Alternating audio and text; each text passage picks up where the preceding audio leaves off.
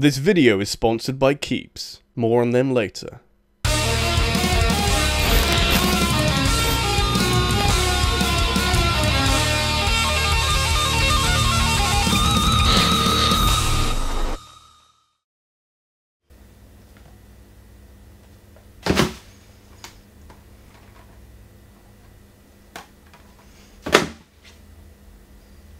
Oh, hi! I didn't see you there.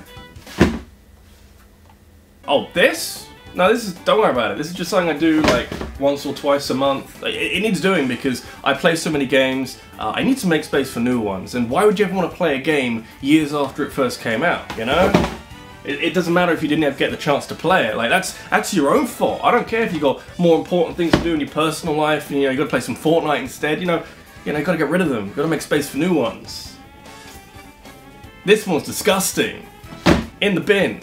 How do you solve a problem like temporary video games? Digital preservation is something that the video game industry hasn't quite got the hang of yet, because when something only exists as a series of ones and zeros floating around on the internet, there's never any guarantee that it will still be around to play in 10 or 20 years' time. It's a damn shame too, because so many incredible games have been lost over the years through negligence, and now there's an ever-growing list of games that people can't play if they don't already own them. I've actually made videos like this before, and I want to dip back into this gigantic catalogue of forgotten games because this will always need highlighting. Here today, gone tomorrow, it's a frightening prospect. And actually one that reminds me of the fact that 2 out of 3 guys will experience some form of hair loss before they turn 35. But unlike forgotten video games, someone actually cares enough to stop hair loss, and so this video's sponsors Keeps are working hard with their FDA-approved treatment for hair loss. These guys have been going for years and are pros at returning hair to thinning scalps with a big list of successful cases. Keeps know that not everyone experiences hair loss in the same way, which is why their treatment comes in 3 different variants to suit your needs. They can even ship the treatment directly to your front door, so you don't have to worry about stressing out at the state of the world when you just want to look after your hair. Keeps' treatment packages are already cheaper than their competitors, but with the deal they're running with me, you can save even more money. For a limited time off, you can go to keeps.com/rabbit or click the link in the description to receive 50% off your first order. Stop hair loss now before it's too late. Okay. Guess it's time to talk. What are we talking about this week? Oh, the irony.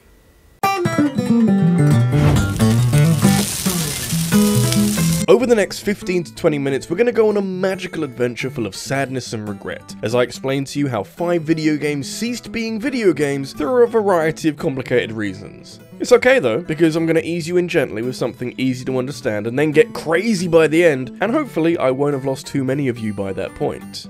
So anyway, Katamari Damacy is a franchise that I don't think has any discontinued games in it, but it does have Keita Takahashi at the helm, who is bonkers enough to have put together a game about rolling a big sticky ball around so that it picks everything up and grows stupidly massive. The Katamari games were so successful that Takahashi decided to go in a slightly different but still pretty quirky direction in 2009 with Nobby Nobby Boy, I think is how you say it, where you can stretch a boy to do a bunch of funky tasks. Or at least that was the case for 6 years, or maybe 9 years, because at some point between 2015 and 2018, Nobby Nobby Boy mysteriously disappeared without a trace. Yeah, I told you we're starting off simple. Nobby Nobby Boy might look like a parallel universe version of Katamari Damacy, but the main difference here is that there's more of an online component where you can stretch with other people across the world to help another character called Girl stretch to the sun and back. It's that kind of quirky social experiment that can be a lot of fun with the right kind of game. I'm not sure this was the right type of game.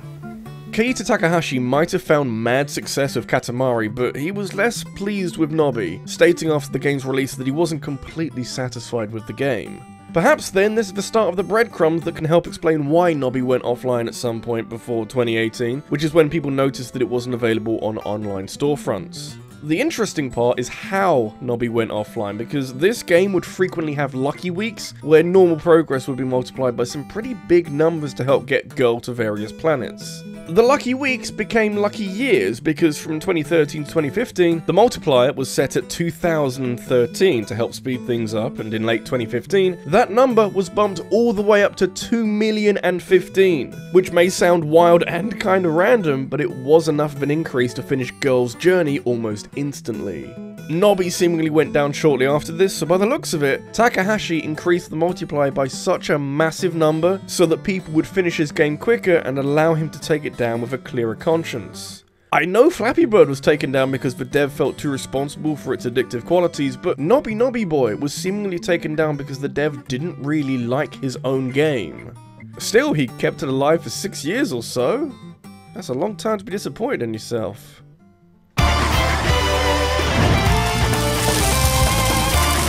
Online storefronts scare me a lot. Honestly, digital-only media does freak me out a little bit because I prefer to collect physical copies of things, as you can see from all of this shit. Really, having a physical disc or a cartridge is comforting to me because it's unlikely to be taken away from me in the future. I will hide it under my bed so you can't get to them. Xbox and Sony are generally quite good with their stores and don't take down too many games if you ignore what they did on the PS3, but it is a travesty that Nintendo allowed the Wii shopping channel to shut down without some kind of safeguard in place.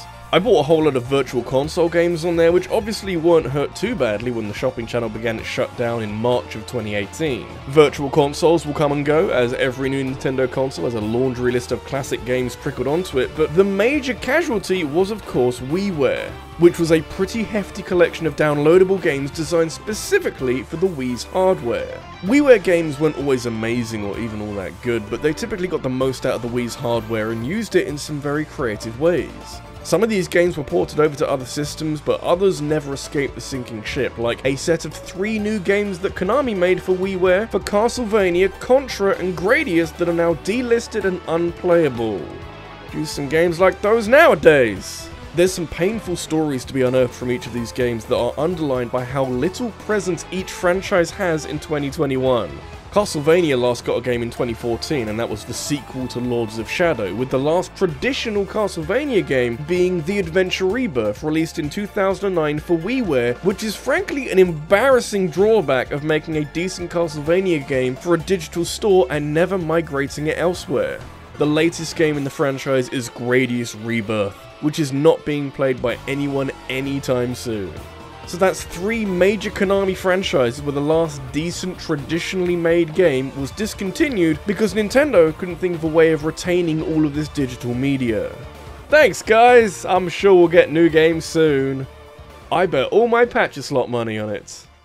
This video in the last 3 years. 2018 was a different time though, an altogether more innocent and virus-free era of human history, where the only major downside was the lack of Scott Pilgrim vs. the World for people to play, having been delisted in 2014, but last year saw the game make a comeback after Ubisoft reached out to Brian O'Malley, the creator of the graphic novel. And now we've got a complete edition to enjoy in 2021 AD.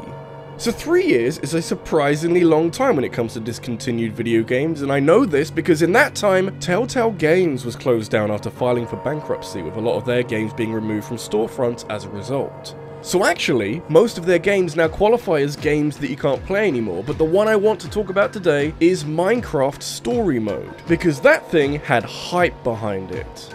I mean, I know Telltale made a bunch of episodic adventures for different IPs like The Walking Dead and Borderlands and Batman, but Minecraft is extra special. That shit turns heads. Minecraft doesn't have a story per se, by virtue of being a sandbox game where you can generally do whatever you want outside of any kind of narrative that might drive you in a different direction, and yet despite this, Telltale Games decided to look at Minecraft and draft up some ideas of what a story would look like, and pitched the idea to Mojang, and decided that, it was all going to work out in the end. And it did, but, for only about 3 years, but, that ain't bad. With a title like Minecraft Story Mode, Telltale knew what they were doing with this, although a 2015 release would come just as Minecraft would start to decline in popularity. Despite this, Story Mode did well enough to squeeze 2 seasons of episodes out of its premise, and it tells a fairly compelling story given how much of a blank slate Minecraft is. Telltale's closure ultimately left Story Mode with an inevitable fate compounded by expiring licensing rights that it was never likely to survive, but even then, its delisting came with a weird quirk that made a lot of headlines at the time. Most games that you buy digitally can be re-downloaded if you've purchased them, even if they've been taken down from the online store. Minecraft Story Mode was an exception, where even those who had bought it wouldn't be able to download it, which puts the game at odds of how the Xbox Live Marketplace is run, where a game can't be removed from sale while also allowing other users to download an existing purchase. So, to deter any reckless purchases in the weeks leading up to the delisting, each episode of Minecraft Story Mode was sold for $100 with a disclaimer telling people not to buy the game. That's just a bit silly. You can still buy the physical version, but because future episodes were available on a now defunct season pass, you can only play the first episode. Still, the first season is available on Netflix.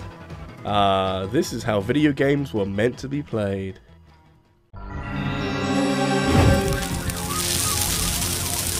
Whether you like it or not, video game discontinuation is an issue that has a nasty habit of rearing its head with worrying frequency. It feels like we get a story about a fairly mainstream video game being delisted every couple of months because of some messy rights issues or some ass-backwards creative decisions, and it's more of the latter that leads us to the sadly very recent case of Super Mario Bros. 35. We've all seen the meme, and don't you pretend that you haven't. Nintendo set out a date of the 31st of March 2021 for when they'd stop selling a handful of Mario games that were being sold as part of Mario's 35th anniversary. This included the Mario Bros. Themed Game & Watch, which is still available with other non-Nintendo retailers, Super Mario 3D All-Stars, which you can still buy in physical form, and Super Mario Bros. 35, which was online only and digital only.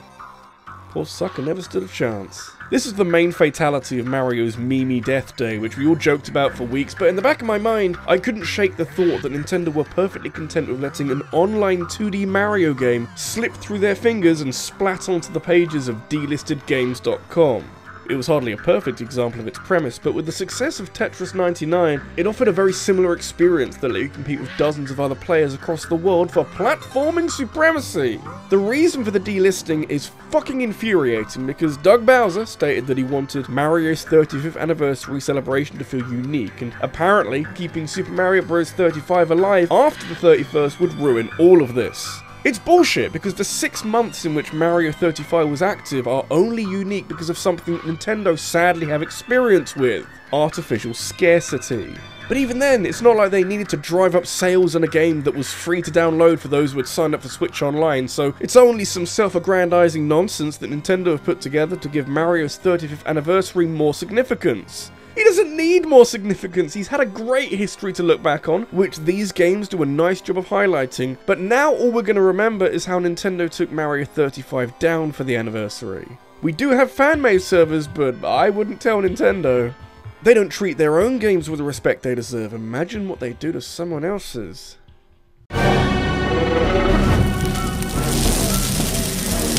Let's wind the clock all the way back to 2014, specifically the E3 of that year, which I mostly remember for Super Mario Maker and Arkham Knight and a first look at what would later become The Legend of Zelda Breath of the Wild, but there were some interesting murmurings before the show kicked off that Conker from Conker's Bad Fur Day would be returning. That game was 13 years old in 2014, and with Rare being owned by Microsoft, that signaled some kind of sequel potentially being unveiled at E3, possibly. No, sorry, reality just isn't that kind, so instead we got a trailer for something called Project Spark, which would let players create their own video game, that ended with Conker chainsawing his way through the logo, like he had done many years prior, saying that we'll have to make our own game. Oh god, it's disgusting. Get it away! So Conker was a no-go zone unless you literally wanted to create it yourself, but Project Spark seemed cool as an easier way of getting into game development in a more user-friendly way. You could create some kind of video game and share it online with others, like a less focused Super Mario Maker. And even though Conker was being banded around as the reason why you might buy and play it, it does offer a less knowledge-intensive window into game design, something that only benefits Microsoft considering how many indie studios they've taken under their wing. Well, apparently not, because Project Spark only lasted 2 years with the servers being shut down in August 2016, which I feel is a major problem with a game that relies on sharing game ideas with other people across the world. I know Super Mario Maker did something similar, but I like to think that the sequel provided an adequate replacement. Project Spark hasn't been replaced by anything that Microsoft has had made. Maybe Dreams could scratch that itch, but that's a Sony property. Why are you sending your loyal fans into the welcoming arms of your direct competition, Microsoft? What do I now do with the sequel to Conker's Bad Fur Day that you told me to make? We're gonna have to wait another 13 years, aren't we? The excuse given for Project Spark's closure was that the team behind it were divided up and reassigned to projects within Microsoft, and so continuing to support the game with, bug fixes and new content was nigh impossible. But you can't support creating games while also squashing that very same idea. This is Rabbid Luigi, and if you've enjoyed this video, make sure to leave a like and subscribe for more in the future. And if you want to watch something right now, I made a video right here about scary non-horror video games. I also want to thank my top supporters on Patreon, including Devon Hutt, The Green Scorpion, and Sarah Malion. Thank you for watching, and don't invest in Microsoft.